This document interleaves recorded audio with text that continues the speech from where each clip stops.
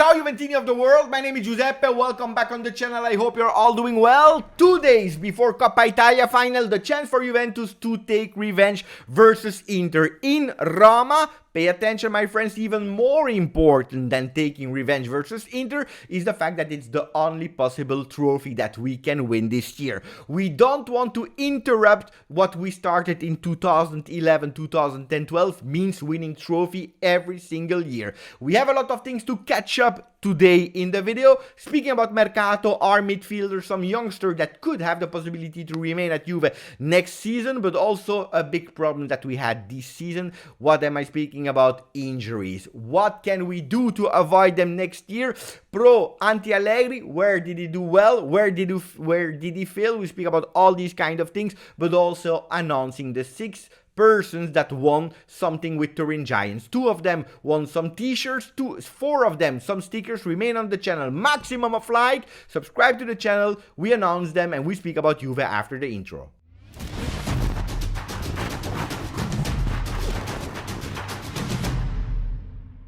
So before going in all the pages and all the news, and I told you a lot of them, we start announcing the 6 persons. 2 of them, the members of the channel, won some t-shirts. We're speaking about Mista Zep and Hanin Namir. Please guys, contact me on Twitter, on Instagram or Telegram, whatever, because I need your details so that we are able to give you the choice of a t-shirt, but also to send it to you to your home. If you don't answer, Hanin already did, by the way, then we will not be able to send it to you. But also people want some stickers like Ale C, Gianni Muscat Farrugia, Ingrid Perrot and Axel Van Dam. Guys, contact me so that we can fix that, because I'm super happy that you won. Guys, now we have to start with the news. Starting with the news of yesterday, because Tuttosport again, they honored our Juventus women that won 5 Scudetto in a row. Beautiful, fantastic. That's the word that has been chosen by Juventus.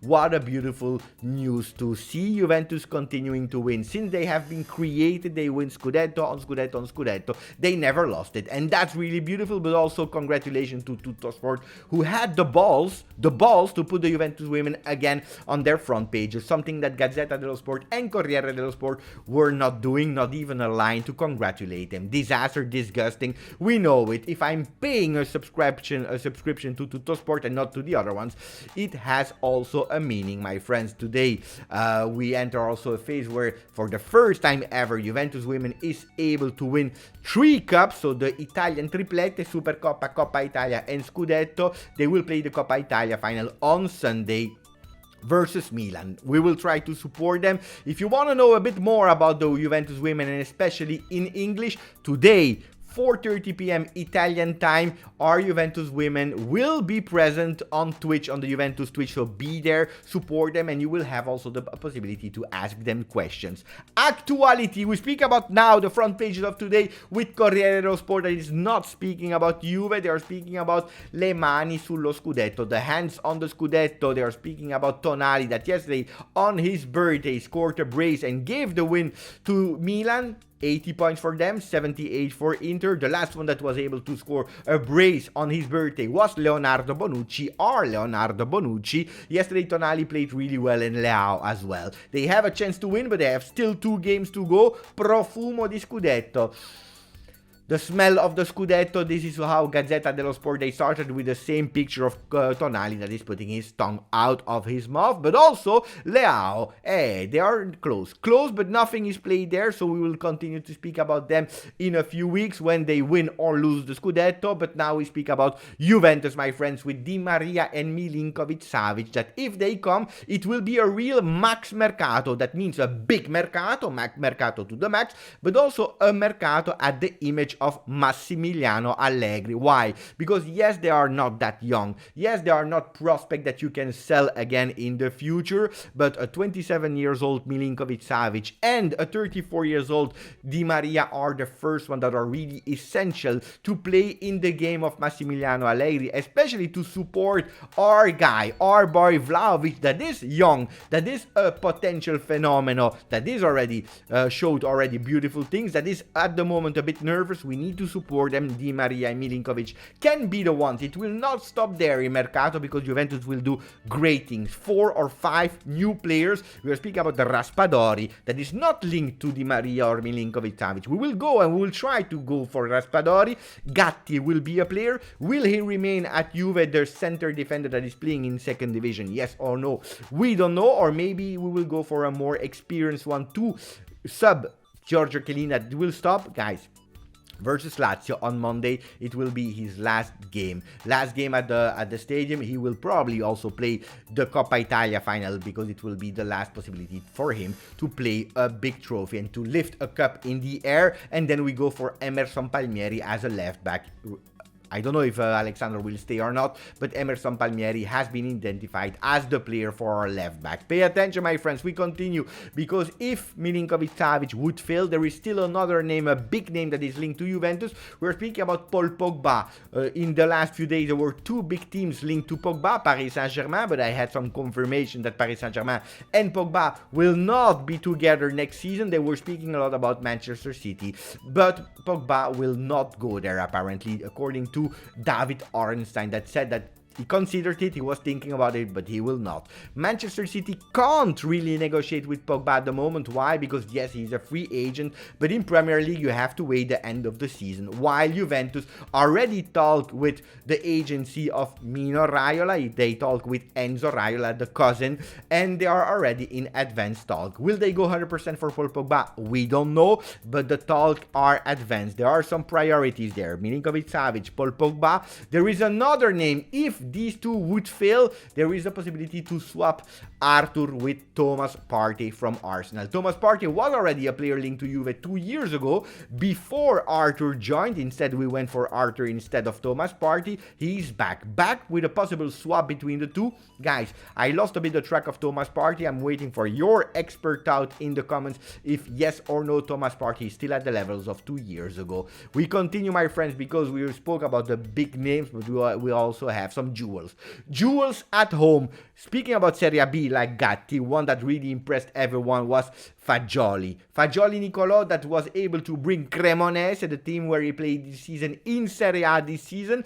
He played really well, fantastically well. His dream is to stay with Juventus, to finally play with Massimiliano Allegri, that a few years ago spoke really well about an unknown talent, but also to imitate and become like his idol Modric. He said, if I have to choose between trequartista, offensive number 10, between regista or as a mezzala, I would prefer mezzala and regista, not as a trequartista. These are the roles that Fagioli wants to. Fagioli that is still texting with Cristiano Ronaldo, but also with Alvaro Morata, with who he has a really great relationship. When he left on loan, Morata told him, we are waiting for you because we are sure that you will come back and even stronger. He said that experience in Serie B was super great, but also speaking about the Serie C with under-22 under-23 project that is working super well. Speaking about youth, speaking about Fagioli, will he remain or will he stay maybe one more year with Cremonese in Serie A? We don't know. It will also depend on Miretti that played 2 consecutive games in Serie A and that is impressing everyone. He's playing like a king. He played as a mezzala, he played as a regista, better versus Venezia as a regista. He's 18. Can he stay with Juventus? Big question mark, and these are the questions that Juventus are trying to understand. We have to pay attention to not have too many midfielders, especially if we want to go and buy some new ones. But these young jewels, who can stay, Miretti or Fagioli? And why not both of them, depending on who we will be able to sell. One that is sure that will be with the team in Coppa Italia on Wednesday, to maybe even prove one more time to Allegri that he's valid for next season, and maybe instead of playing versus smaller team like Venezia and the last time versus Genoa, maybe he can even start that big game in Coppa Italia. Allegri is thinking about Miretti from the start. He didn't take a decision at the moment. Danilo will be there, even if not at 100%. Locatelli would be back from the start. We don't know. On the bench, we don't know. But Locatelli, great news. He will finish the season with Juventus playing and not at home or at J Medical. Great news. Miretti, yes or no?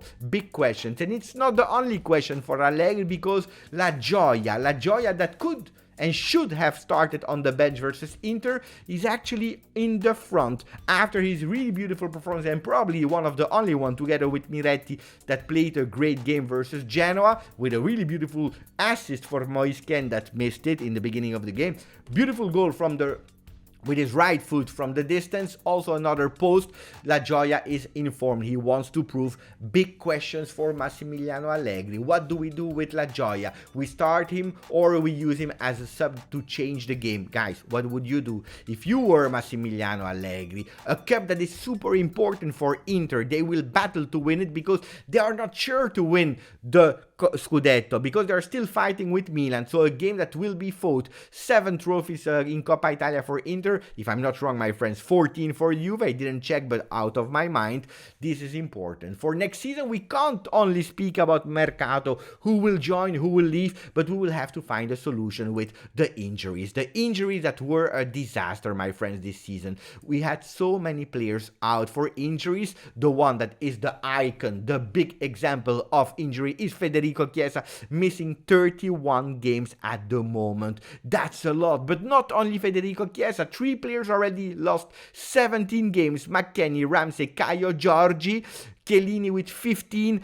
Danilo, Arthur, Bernardeschi, Dybala, 12 games. If we are speaking about 12 games, especially in Serie A on 38, that's a lot of games that we missed, and so on and so on. De Sciglio, Bonucci 10, Alexandro, Locatelli 7, and you go and you go and you go. Too many injuries for a Juventus that can't do without all these players. We went into details, we spoke with a lot of doctors, with physiotherapists, with some people that are working to prepare seasons and so on, and they said pay attention, because you have to make a division between muscular injury and traumatic injury. Muscular is something that you can prevent. Trauma, no, because it's a knock that you have due to a contrast on the field. Nobody can expect that. Juventus, during the season, we are constantly growing these muscular injuries. From 27 the last season of Allegri to 30 with Sarri, 32 with Pirlo, and this season we are already at 35, and the season is not over yet. We see that this season we had knocks and muscular injuries, so trauma and muscular, 48 injuries. That's a lot. If we compare them with the other teams, how many injuries did we have? We have to add 10 more injuries, like for example COVID or something else that is not linked to a trauma or muscular. We had 58 different injuries, and that's a lot. Milan 55, it's not that far away from Juve. 29 for Inter, and here you see a big work for Inter on the preparation, and that's something that we should imitate, that we should actually do the same and copy them.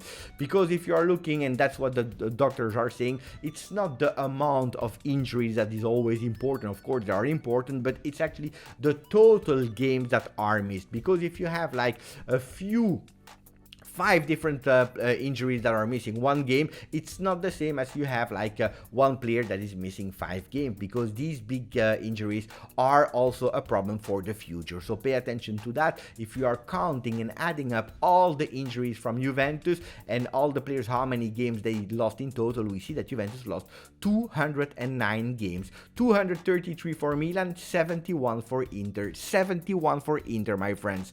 233 for Milan, so it's even worse as Juve. And that's why I don't want to use the excuse of injury to say that this year we are 4th.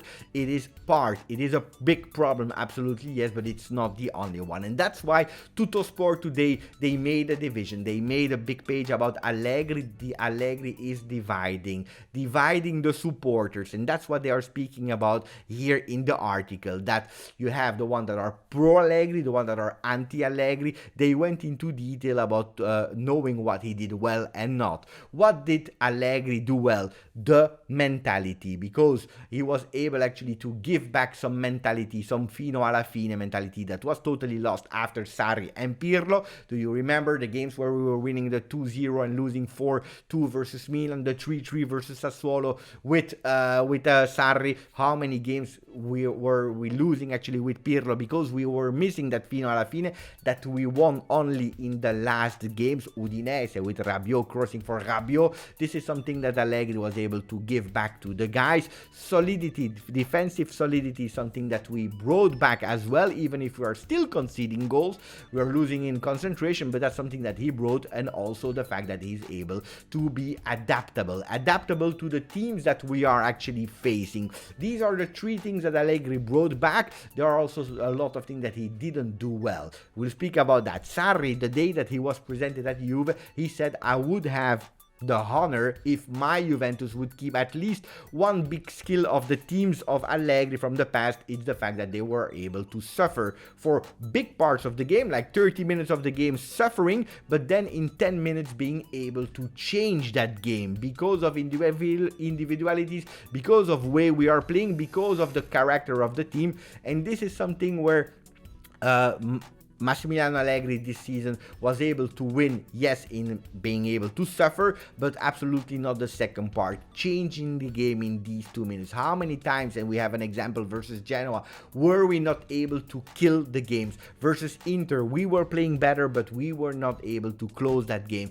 Yes, we were hitting the post, penalties and so on, but how many times this season were we not able to close the game? These are really important things. Where did Allegri fail? The use of McKennie, because we waited too long to understand how to use them. From the moment he understood him, he went with a muscular injury, big problem, or a traumatic, I don't remember, big problem, but he was waiting too long before understanding the potential of McKennie. Also the initial fragility, the initial problem and weakness of Juventus to start games. We know it, Udinese, Empoli, Milan, Napoli. Also the fact that we never won versus a top 4. Personality, the character of the team that actually are still not kings when they enter the tunnel. This is something that Allegri failed at, my friends. Guys, this was it for the video. We will continue to go into details about Allegri yes, Allegri no after the season, when the season will be over. Let's see what we will do in Coppa Italia as well. We have time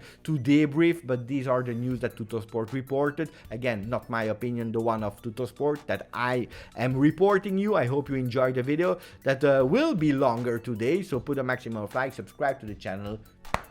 Forza Juve.